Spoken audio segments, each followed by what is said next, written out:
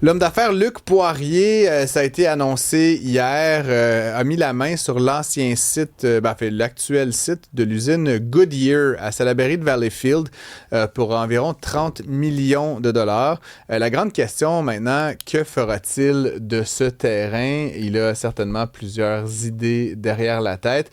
Luc Poirier est avec nous, vous le connaissez, entrepreneur, dragon, philanthrope, collectionneur de Ferrari et autres voitures. Je reconnais pas la calandre d'une Ferrari d'ailleurs dans cette voiture, Luc. T'es dans quel type de voiture là Non, non, actuellement? je suis dans ma nouvelle caravane qui est 2027, qui vient tout juste de sortir. Une Dodge Caravan, hein? Est-ce qu'elle est rouge En fait, Rosso Corsa ou non, c'est un nouveau verre, en fait. Un nouveau verre qui vient tout juste de sortir. Puis, je pense que je suis le premier au Québec à l'avoir. Je l'ai eu hier. Donc, Bon, la nouvelle qui fait réagir, Francis l'a mentionné, c'est l'acquisition de ce terrain industriel de pneus Goodyear, 29,5 millions. Ça a fait réagir. On se demandait pourquoi c'est le privé qui est allé plutôt que la ville. ben, c'est pas le mandat d'une ville là, de faire du développement, premièrement. Ils n'ont pas le droit non plus de s'endetter, les villes. Donc, il faut qu'il y ait un budget équilibré. Donc, c'est certain que c'est pas fait pour une ville, c'est vraiment un projet privé. C'est pour qu'on bien comprendre, là, c'est la grandeur d'un terrain de golf, hein. Donc, on a de la place pour s'amuser. C'est à peu près 7 millions de pieds carrés, un petit peu moins. Puis, nous, qu'est-ce qu'on veut faire? Ben, il y a du commercial en façade, parce que c'est en plein cœur de la ville. On est à côté de tous les grands magasins, le Walmart, Canadian Tire, etc., Patrick Morin et tout. Puis, en façade du boulevard, ça va être du commercial, à l'arrière, l'industriel, puis espérons un petit peu de résidentiel. Puis ça dépend de quoi, si ça marche pas, que la ville approuve. Oui, et au niveau c'est déjà zoné industriel et commercial, donc la bonne nouvelle, c'est déjà zoné, mais le résidentiel, il l'est pas. Donc, espérons que la ville va vouloir, parce que quand on fait, parce que c'est grand, là, c'est grand comme site, puis le but d'un promoteur immobilier de terrain comme moi, c'est de vendre le plus rapidement possible les terrains. Donc, j'ai subdivise, puis j'ai vends en différentes parties. Mais quand j'ai plus de, comment je pourrais dire, de produits différents, ben c'est sûr que ça l'aide au niveau de l'absorption. Plus l'absorption est rapide, et ouais. mieux que c'est là, pour tout Tu le peux monde. pas faire 8 Walmart un à côté de l'autre. Fait que c'est sûr que si tu as plein d'usages différents, du résidentiel, tu vas emmener des gens qui vont habiter là, des gens qui Exact. vont travailler là. C'est plus facile à vendre. Donc, vous avez payé 29,5 millions. Et je dis vous, je te connais là, que je te tutoie, mais vous, parce que ça a été dévoilé, tu l'as dit, c'est une vingtaine d'investisseurs qui ont pris part à cette acquisition. Et je voulais un peu t'entendre parce que, bon, Luc, le milliardaire, maintenant, c'est comme ça qu'on t'appelle, notamment depuis la télésérie. Pourquoi est-ce qu'un milliardaire a besoin d'aide pour un petit 29 millions? Là? Je veux dire, tu sais, je me disais, c'est quasiment du pocket change. Pourquoi pourquoi... non, non, je blague, mais pourquoi le partenariat? Tu sais, pourquoi il est allé à 20 et pas toi puis un autre, là, finalement? C'est quoi la logique du collectif derrière ça?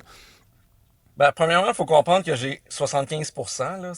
Ah oui, Oui, il y OK. a 20 partenaires, mais j'ai Ah oui, OK. 75%, premièrement. Et dans tous mes deals, ou à peu près, j'ai des partenaires depuis toujours, ou à peu près. Puis moi, j'aime ça avoir des partenaires parce que ça me donne la pression de performer, d'avoir des gens que faut pas que je déçoive. La plupart, c'est des amis. Sur une vingtaine, il y en a au moins 15, c'est des amis de longue date. Puis il y en a 5, 6, 7 qui sont assez récents.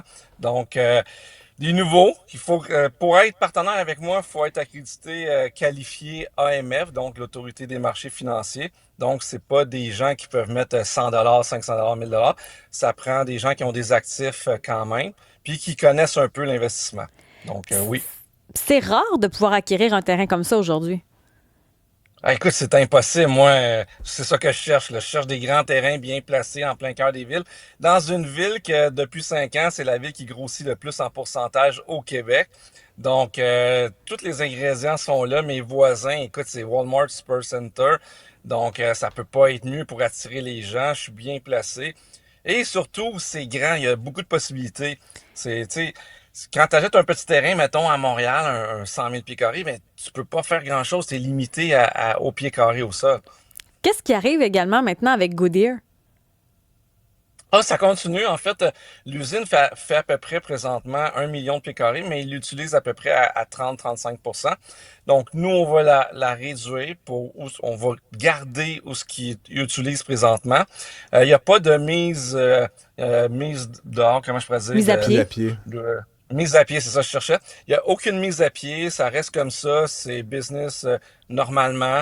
Puis tant mieux. Puis heureusement que l'usine est pas dans un endroit, mettons, qui dérange pour une rue ou quelque chose. Elle est vraiment, vraiment à l'extrémité, directement sur le boulevard. Donc, c'est parfait. Nous, on va démolir dans les prochains mois. On va refaire un mur là, parce que on démolit en partie l'usine. Donc, on refait le mur, on déplace la guérite parce qu'ils rentraient au centre. Là, ils vont rentrer devant eux. Puis, c'est ça, le reste, on va le redévelopper. C'est la grandeur d'un golf, là, pour vous donner une idée. Là, c'est vraiment un grand, grand terrain. Est-ce qu'il y a déjà des pourparlers avec des commerces? Si vous avez parlé d'une Oui, partie résidentielle, il y a déjà des trucs qui sont dans l'air, là. oui, oui, absolument. Puis il y a des usines qui sont au pourtour, là. Il y en a 3 qui veulent agrandir. Donc ça, c'est une bonne nouvelle. Et il y en a d'autres aussi qui veulent s'établir au niveau de l'industriel. Puis au niveau du commercial, il y en a beaucoup, beaucoup de commerces qui veulent s'établir là. Puis il n'y avait pas de disponibilité. Et surtout, il n'y avait pas de locaux neufs. Parce que quelqu'un qui veut, exemple, comme Winners veut s'en venir là-bas, mais il n'y avait pas d'endroit pour l'accommoder du tout, du tout. Ils ont besoin des critères, le nombre de stationnements, la hauteur des plafonds, le gabarit du bâtiment, par exemple.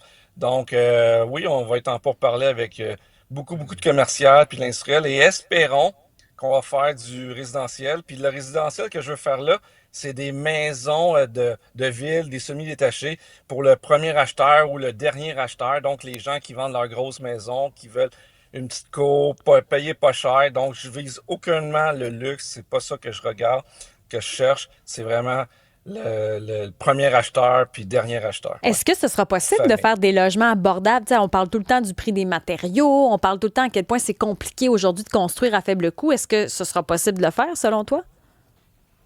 Ben, vu que je vise des maisons, il n'y aura pas de logement. En fait, je vise pas des logements. Si la ville, premièrement, il faut que la ville veuille que je fasse ça. C'est pour moi qui va décider.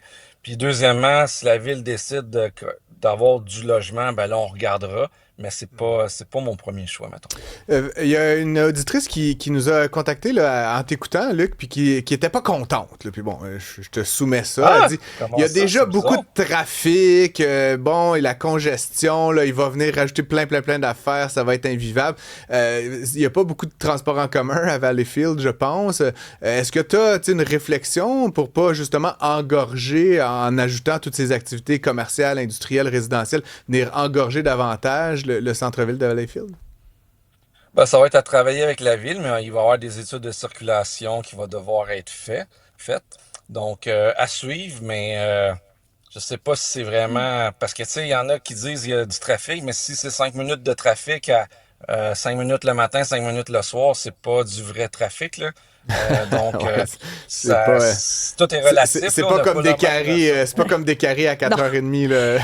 Est-ce qu'il y a C'est ça, c'est ça. des complications avec l'environnement? Tu sais, souvent, quand on veut construire de nouvelles affaires, il y a des enjeux environnementaux. Est-ce que ça pourrait être compliqué? Ben, en fait, il y en a toujours, là. Ça, c'est un site industriel, donc il y a de la contamination qu'on va devoir enlever. Et au niveau des biologiques qu'on appelle, donc les espèces menacées, les milieux humides, ça, on n'a aucun problème. Là, c'est du gazon ou de l'asphalte à grandeur. Donc, il y a pas de souci de ce côté-là.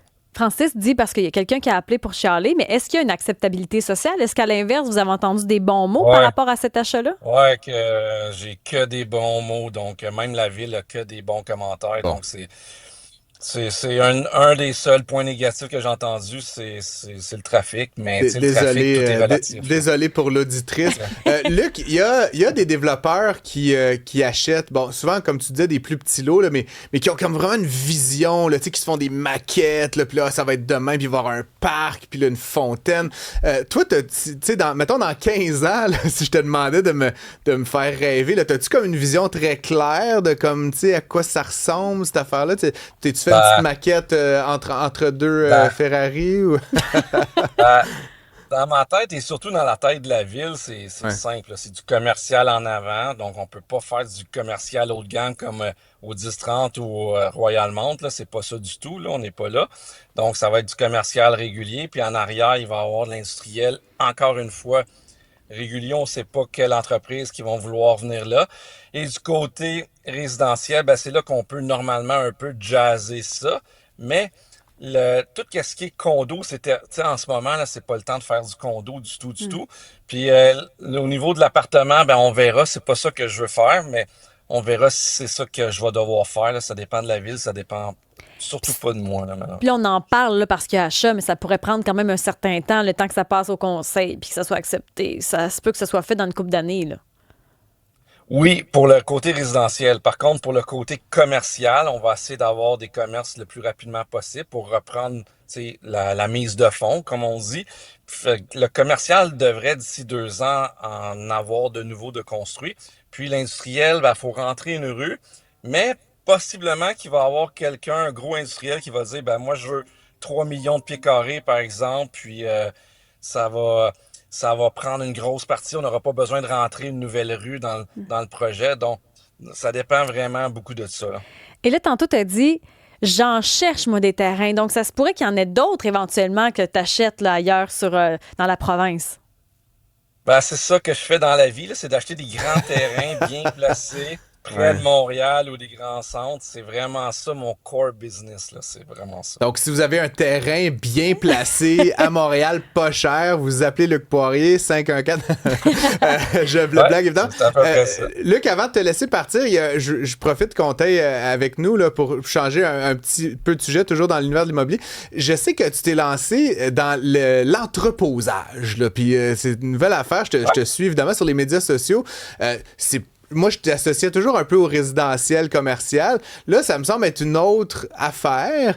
Le monde veut-il à ce point parker leurs vieilles affaires dans des mini storages? Tu vois vraiment comme de l'appétit pour ce type de produit-là au Québec actuellement? Ouais, ouais, ben absolument. Aux États-Unis, dans l'immobilier depuis 20 ans, c'est le produit qui a le plus de rendement, de retour sur investissement, c'est le mini storage. Il en pousse partout, partout, partout.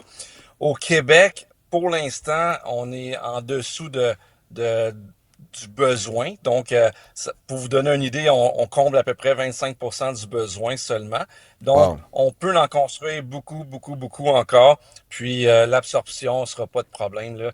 Puis, les rendements sont entre 12 et 18% de rendement. Donc, c'est quand même intéressant. Donc, oui, je suis là-dedans, puis je vais continuer, effectivement. Il y a aussi, je fais un autre 180 dans les sujets, on avait beaucoup de choses sur notre planche. Il y a beaucoup de séries qui sont faites présentement. Tu sais, Francis a parlé de Luc, le millionnaire, milliardaire. Ouais. Bon, Il y a pourquoi... une coupe de zéro de plus quand Ouais, même. on ne s'obstinera pas pour 2-3-0, mais il y a beaucoup de séries qui sont faites présentement sur des projets comme ça d'envergure ou des gens qui ont beaucoup d'argent. Pourquoi, selon toi, les riches, on va les appeler de même, fascinent le monde? Oui, ben en fait, quand ils ont sorti mon documentaire l'année passée, Crave, ben on s'attendait pas à autant d'engouement. Puis ça a été une surprise, je pense, pour tout le monde, même pour eux, la production et tout. Puis à partir de là, ben, ils se sont dit, ben c'est quelque chose que les gens désirent, un peu comme ma femme avec V-Drive, qui est un succès incroyable. Je pense que c'est la deuxième ou troisième série la plus écoutée sur Crave la première année. Donc, c'est un succès, les gens sont curieux, les gens veulent voir, puis ça les fait rêver, ça les fait sortir de leur quotidien, puis tant mieux. En fait, tant mieux pour moi, parce que j'essaie de démystifier l'entrepreneur, tu sais, le milieu des affaires, les finances et tout ça. Puis c'est un peu qu'est-ce que je fais avec l'œil du dragon, par exemple. Puis c'est ça que j'essaie de faire dans la vie avec mes médias sociaux. On dit beaucoup qu'on a de la difficulté avec les gens qui font de l'argent au Québec. Est-ce que ce serait donc en train de changer? Ben, la nouvelle génération, en fait, moi, j'essaie depuis des années de faire changer ça, puis je pense que ça s'en vient. Mais c'est sûr que les 40 ans et plus, ça changera pas du jour au lendemain, là. Mais tranquillement, moi, je le vois dans les écoles, là, tu sais, pour les gens du secondaire, du cégep, l'université en ce moment, ben, je suis un modèle pour beaucoup d'entre eux.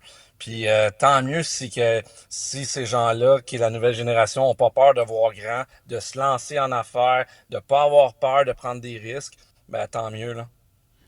Vraiment très, très intéressant tout ça. Luc, on te souhaite évidemment de trouver preneur pour ce projet très intéressant à Valleyfield, autant, comme tu le disais, commercial, industriel, peut-être résidentiel. Puis on sera toujours à l'affût de tes prochaines annonces. Et je réitère que si vous avez un grand terrain qui traîne une couple de millions de pieds carrés qui ne vous sert pas... On est-tu rendu marketplace?